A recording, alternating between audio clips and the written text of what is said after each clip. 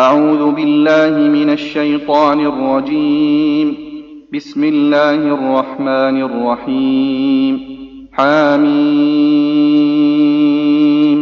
تنزيل الكتاب من الله العزيز الحكيم. ما خلقنا السماوات والأرض وما بينهما إلا بالحق وأجل مسمى، والذين كفروا عما أنذروا معرضون. قل أرأيتم ما تدعون من دون الله أروني ماذا خلقوا من الأرض أم لهم شرك في السماوات، ائتوني بكتاب من قبل هذا أو أثارة من علم إن كنتم صادقين. ومن أضل ممن يدعو من دون الله من لا يستجيب له إلى يوم القيامة وهم عن دعائهم غافلون. وإذا حشر الناس كانوا لهم أعداء وكانوا بعبادتهم كافرين. وإذا تتلى عليهم آياتنا بينات قال الذين كفروا للحق لما جاءهم هذا سحر مبين أم يقولون افتراه، قل إن افتريته فلا تملكون لي من الله شيئا،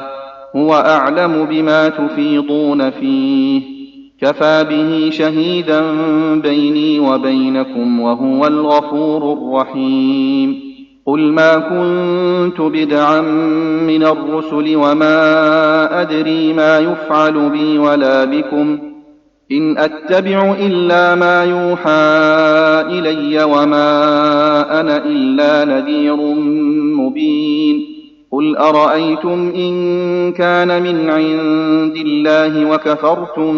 به وشهد شاهد من بني إسرائيل على مثله فآمن واستكبرتم، إن الله لا يهدي القوم الظالمين. وقال الذين كفروا للذين آمنوا لو كان خيرا ما سبقونا إليه،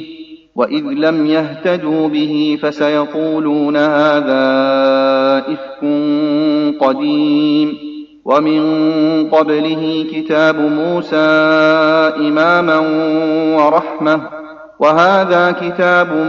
مصدق لسانا عربيا لينذر الذين ظلموا وبشرى للمحسنين. إن الذين قالوا ربنا الله ثم استقاموا فلا خوف عليهم ولا هم يحزنون، أولئك أصحاب الجنة خالدين فيها جزاء بما كانوا يعملون. ووصينا الإنسان بوالديه إحسانا حملته أمه كرها ووضعته كرها وحمله وفصاله 30 شهرا حتى إذا بلغ أشده وبلغ 40 سنة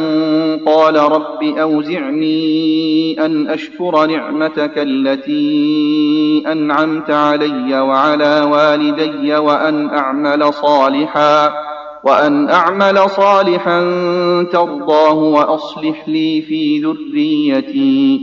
إني تبت إليك وإني من المسلمين. أولئك الذين نتقبل عنهم أحسن ما عملوا ونتجاوز عن سيئاتهم في أصحاب الجنة، وعد الصدق الذي كانوا يوعدون. والذي قال لوالديه أف لكما أتعدانني أن أخرج وقد خلت القرون من قبلي وهما يستغيثان الله ويلك آمن إن وعد الله حق فيقول ما هذا إلا أساطير الأولين. أولئك الذين حق عليهم القول في قد خلت من قبلهم من الجن والإنس إنهم كانوا خاسرين ولكل درجات مما عملوا وليوفيهم أعمالهم وهم لا يظلمون ويوم يعرض الذين كفروا على النار أذهبتم طيباتكم في حياتكم الدنيا واستمتعتم بها فاليوم تجزون عذاب الهون بما كنتم تستكبرون في الأرض بغير الحق وبما كنتم تفسقون واذكر أخا عاد إذ أنذر قومه بالأحقاف وقد خلت النذر من بين يديه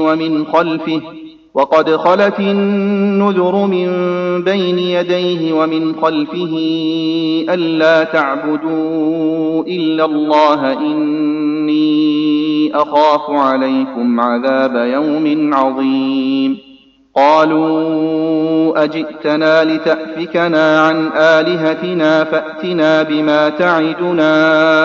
إن كنت من الصادقين قال إنما العلم عند الله وأبلغكم ما أرسلت به ولكني أراكم قوما تجهلون فلما رأوه عارضا مستقبل أوديتهم قالوا هذا عارض ممطرنا بل هو ما استعجلتم به ريح فيها عذاب أليم تدمر كل شيء بأمر ربها فأصبحوا لا يرى إلا مساكنهم كذلك نجزي القوم المجرمين ولقد مكناهم في ماء مكناكم فيه وجعلنا لهم سمعا وأبصارا وأفئدة فما أغنى عنهم سمعهم ولا أبصارهم ولا أفئدتهم من شيء إذ كانوا يجحدون بآيات الله وحاق بهم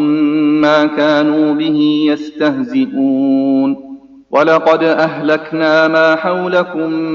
من القرى وصرفنا الآيات لعلهم يرجعون فلولا نصرهم الذين اتخذوا من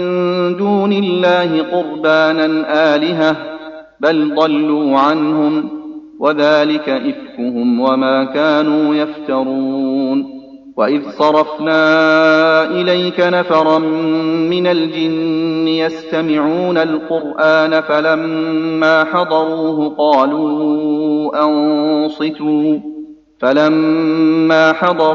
قالوا أنصتوا فلما قضي ولوا إلى قومهم منذرين قالوا يا قومنا إنا سمعنا كتابا أنزل من بعد موسى مصدقا لما بين يديه يهدي إلى الحق وإلى طريق مستقيم يا قومنا أجيبوا داعي الله وآمنوا به يغفر لكم من ذنوبكم ويجركم من عذاب أليم ومن لا يجب داعي الله فليس بمعجز في الأرض وليس له من دونه أولياء أولئك في ضلال